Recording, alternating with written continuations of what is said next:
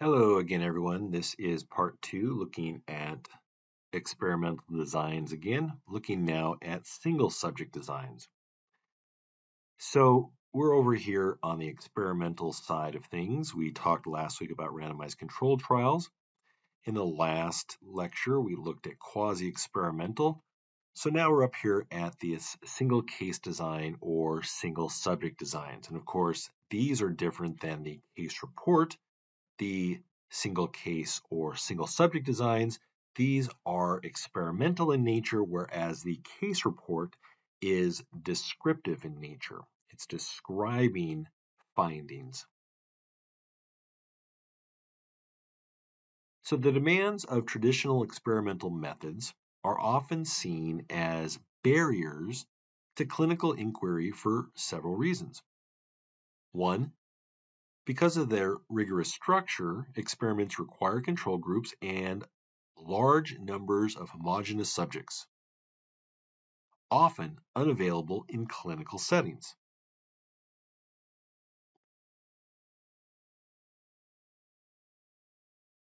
Group studies typically take measurements only at 2 or 3 points in time, potentially missing variations in response that occur over time.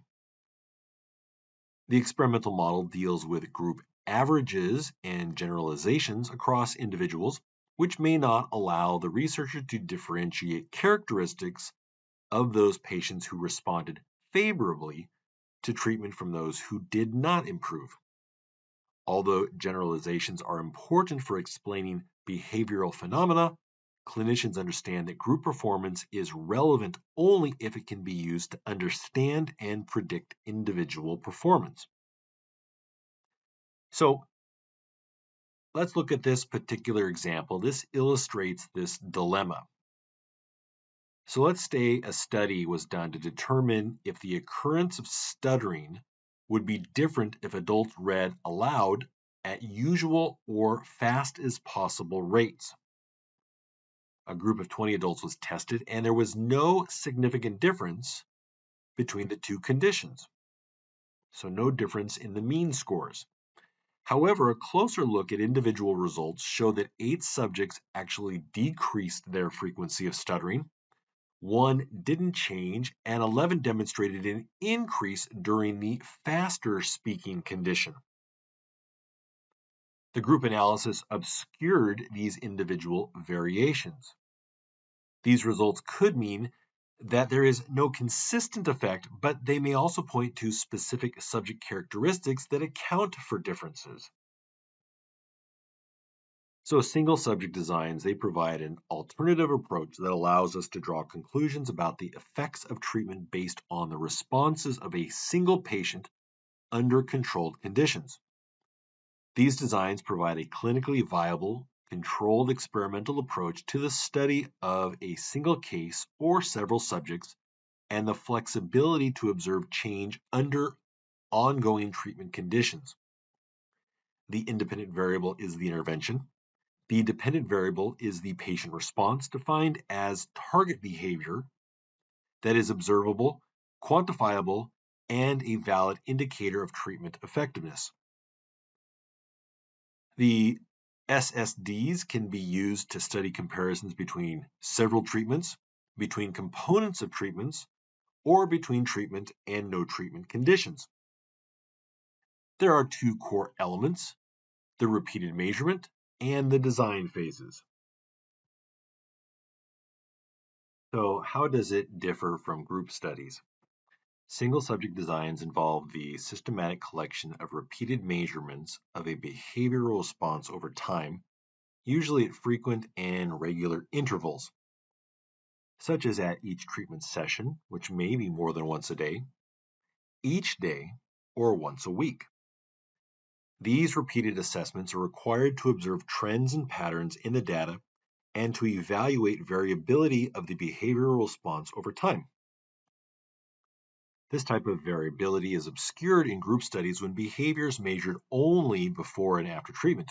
The advantage of repeated assessment is that the researcher can observe response patterns and modify the design as the study progresses to obtain the most meaningful outcome. Second core element of the single subject design is the delineation of at least two testing periods or phases, a baseline phase prior to treatment and an intervention phase. The target behavior is measured repeatedly across both baseline and intervention phases, and we can see that in this figure. The baseline phase, which would be right here, provides information about responses during a period of no treatment or during a control condition. This initial observation period reflects the natural state of the target behavior over time in the absence of the independent variable. The assumption is that baseline data reflect the ongoing effects of background variables such as daily activities, other treatments, and personal characteristics on the target behavior. Now, when treatment is initiated, changes from baseline to the intervention phase should be attributable to the intervention. Therefore, baseline data provide a standard of comparison for evaluating the potential cause and effect relationship between the intervention and target behavior. So we start here at A, and then intervention occurs around this time period, and we see the change at B. Design phases are traditionally plotted on a line graph with magnitude of the target behavior along the y-axis and time represented as sessions or trials or days or weeks along the x-axis. The baseline period is noted by the letter A and the intervention period noted by the letter B. This is also known as an A-B design. Two characteristics of baseline data are important for interpreting clinical outcomes. One is stability. This reflects the consistency of the response over time. And the trend, or slope, which shows the rate of change in the behavior. Now, if we look at A through D there, the most desirable one is A. That's the most desirable baseline pattern. It demonstrates a constant level of behavior with minimal variability, indicating that the target behavior is not changing.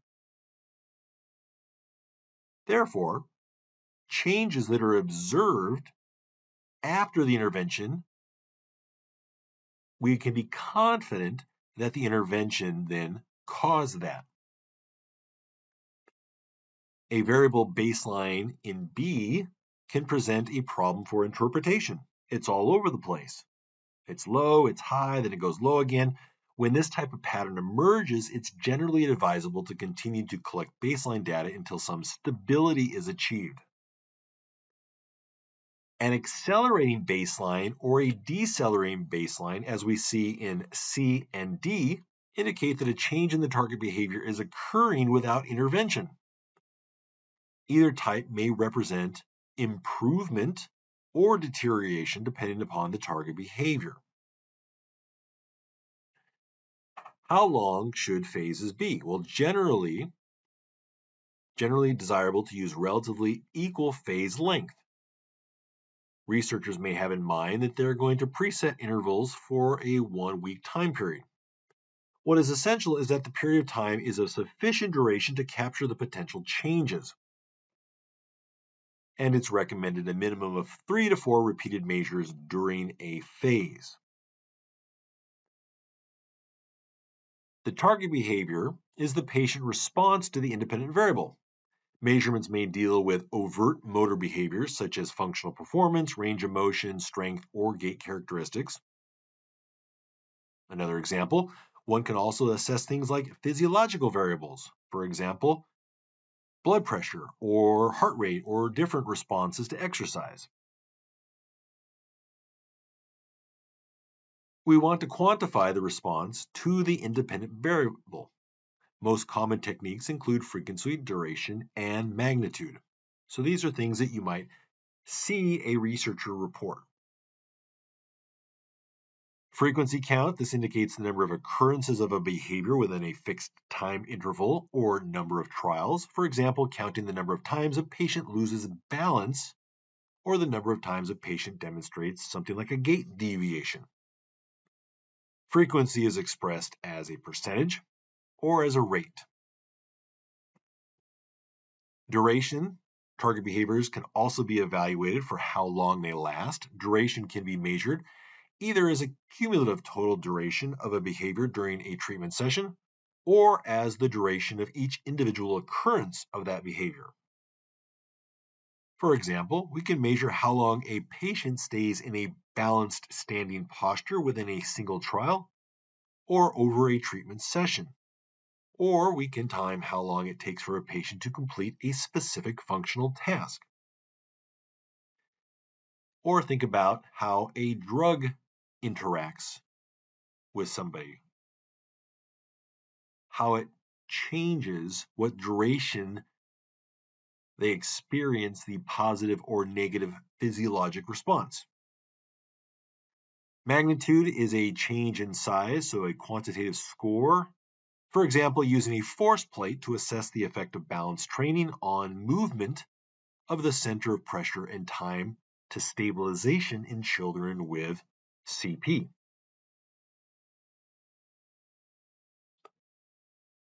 So here again is that A-B design, just the two phases. There's that baseline phase, and then the intervention phase. If there is a change when the treatment is applied, it's said to have an effect.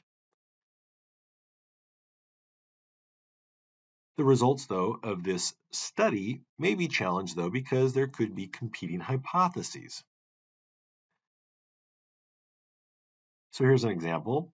You've got a stable response at baseline, measured over a 9-week period. Then occupational therapists provide services, and we see an improvement in language comprehension skills. You could say that OT services led to improvements in language comprehension. Other events, though, may account for the improvement in language comprehension skills.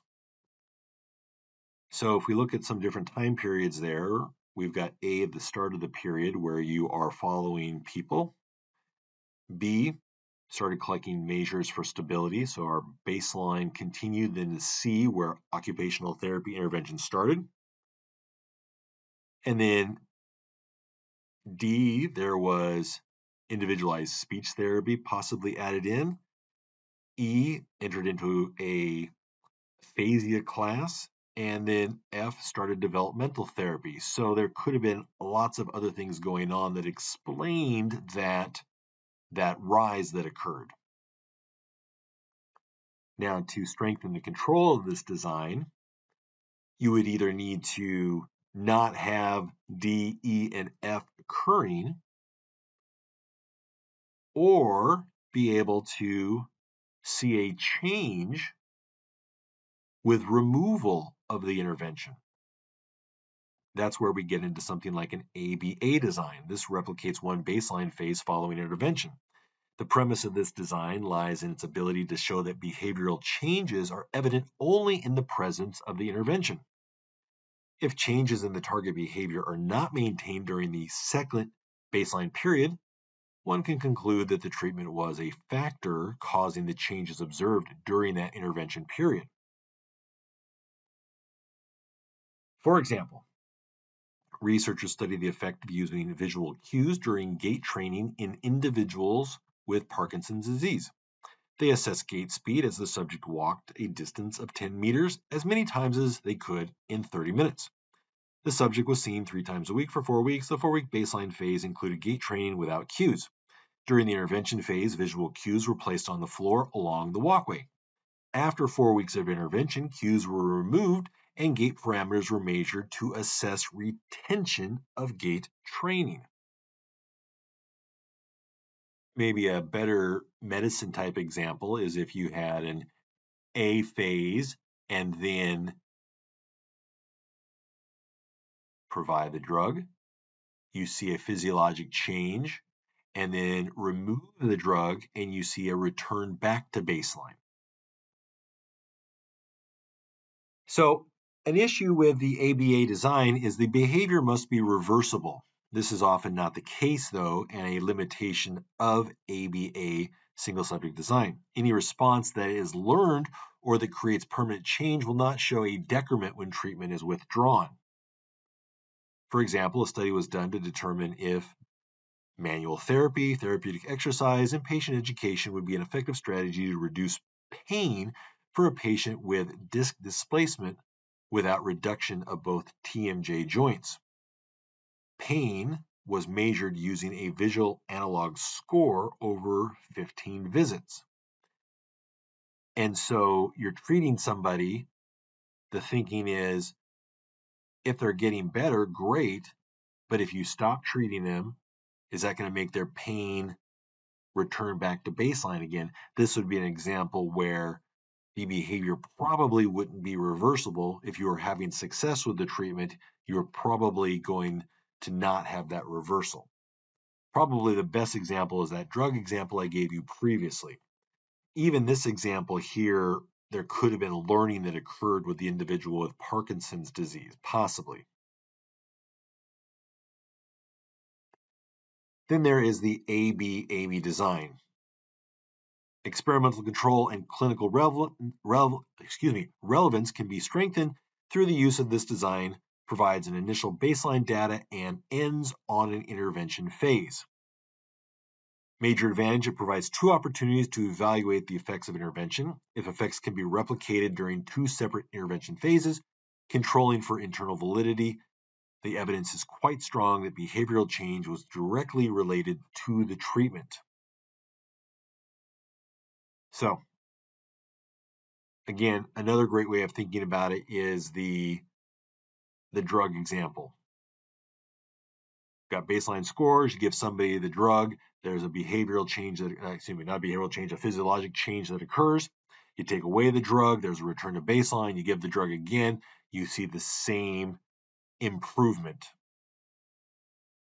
I won't worry about reading you this particular example here because it's probably not of interest since it's, again, kind of a physical therapy related thing.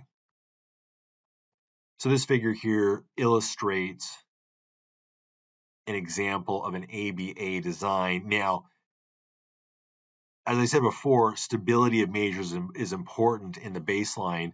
You can also look at something, though, where in this case you've got kind of a decrease or a slope this way, and then intervention occurs and you get a reversal of that, and then you take away the intervention and you get that decrease again, give the intervention again, and it slopes back up. So in some situations, it can be appropriate. So going back, as I said before, A is considered the best, but there could be situations where C or D would be perfectly fine as a trend to observe because you're looking to see if you can reverse that trend with your intervention. This one here is really the one that's kind of all over the place where you'd want to maybe observe them longer again to get back to like an A situation.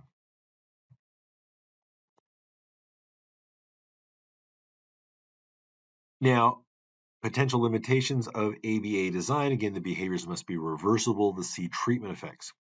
If, however, the target behavior does not revert to original baseline values but stays level during the second baseline, the AB strategy still makes it possible to demonstrate changes if there is further improvement during the second intervention phase. So that's kind of an overview of single subject designs. I don't come across these a lot within physical therapy. Sometimes the examples that I've seen have been working with adults or children with neurologic conditions, and that you're trying to do some sort of intervention to see if it has an effect. Probably the best examples within medicine might be the drug-related interventions. I couldn't guesstimate any other applications in that because, if you think about surgery, you're not going to have a return to baseline there. Even if you were doing something that was kind of behavioral, psychological, there's probably a learning effect that's occurring there, and you wouldn't necessarily anticipate somebody returning back to baseline. But I could be wrong. Probably not too many of you are going to have single subject designs that you're going to be analyzing for your systematic review or for your scoping review. All right, that's just an overview. If you got questions, let me know.